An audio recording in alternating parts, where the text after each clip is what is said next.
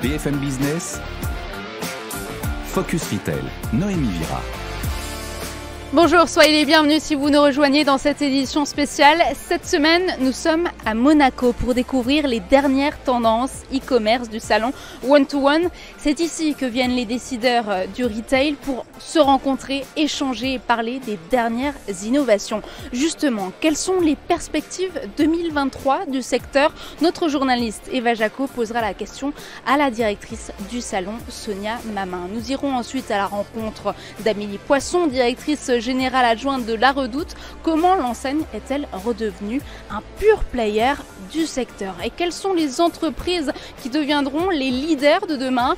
On posera la question à notre expert Ludovic Noël, directeur général d'Altavia Aura. Et le salon One-to-One, c'est aussi l'occasion de découvrir de nouvelles pépites du secteur. 12 startups ont été sélectionnées pour y participer. Vous découvrirez 3 d'entre elles. Dans un instant, vous allez découvrir le salon One-to-One. On rejoint tout de suite Eva Jaco au forum Grimaldi. Focus Retail, la distribution de demain s'invente aujourd'hui. Nous sommes ici au salon One-to-One. Sonia Mamin, bonjour. Vous êtes la directrice de ce salon.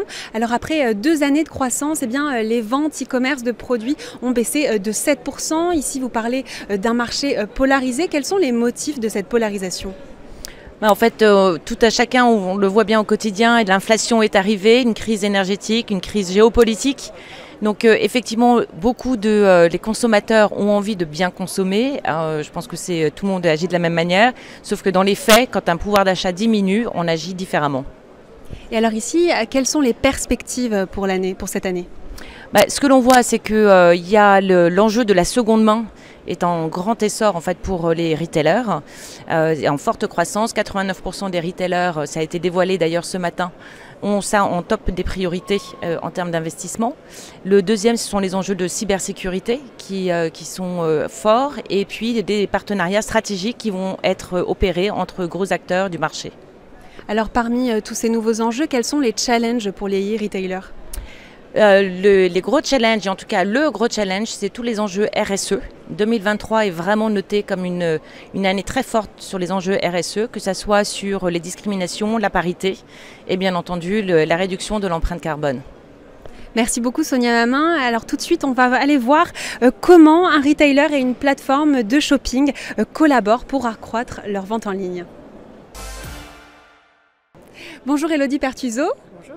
Vous êtes la directrice e-commerce et transformation digitale du groupe Carrefour.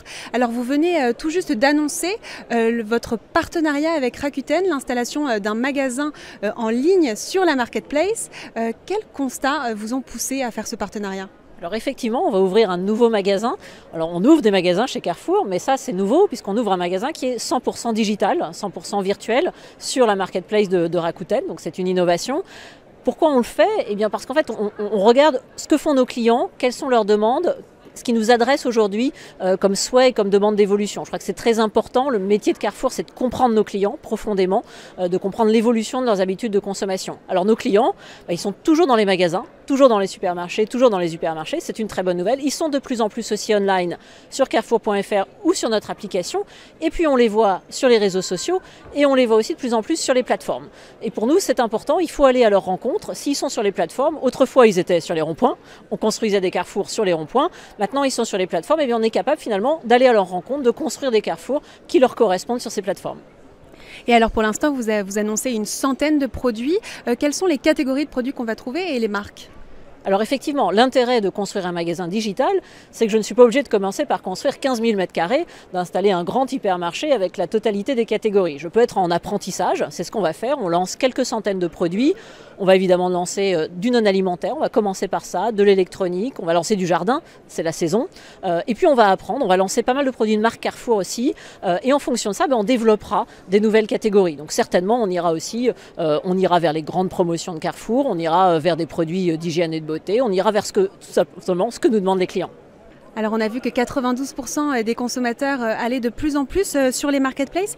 Quel est l'objectif ici pour Carrefour de vous installer sur Rakuten et est-ce que c'est quelque chose que vous allez développer avec d'autres acteurs ? Alors effectivement, ce qu'on voit, c'est que nos clients, ils deviennent de plus en plus omnicanal. Et omnicanal, ça veut dire quoi pour un client chez Carrefour? Ça veut dire qu'il va à la fois en magasin, il va à la fois sur le site et l'application Carrefour, et puis il va sur d'autres plateformes, typiquement des marketplaces, c'est ce que vous citez. Et donc, ce qu'on voit, c'est qu'il faut accompagner nos clients. Historiquement, on a accompagné nos clients à aller dans les magasins de proximité, aller en supermarché, aller en hypermarché. Et bien maintenant, il faut les accompagner à aller vers tous ces canaux. Et ce qu'on constate, c'est que les clients qui sont omnicanaux, qui consomment à la fois dans les plateformes, sur le site et dans les magasins, sont les clients qui sont aussi les plus fidèles, qui aiment le plus la marque Carrefour et auxquels on peut d'ailleurs de plus en plus faire de la fidélité, c'est-à-dire leur donner du pouvoir d'achat, leur donner les moyens de répondre aux enjeux qui sont ceux d'aujourd'hui et notamment enjeux du pouvoir d'achat, enjeux de pouvoir développer, faire ses courses malgré la situation économique. On va pouvoir le faire encore plus avec ces clients qu'on retrouve sur nos différents canaux. C'est ce qu'on va apprendre, c'est ce qu'on va faire très concrètement sur la marketplace de Rakuten. On le fait déjà au Brésil, mais c'est la première fois qu'on le fait en Europe, donc on va apprendre comment ça se passe de faire un magasin virtuel sur une marketplace digitale en Europe.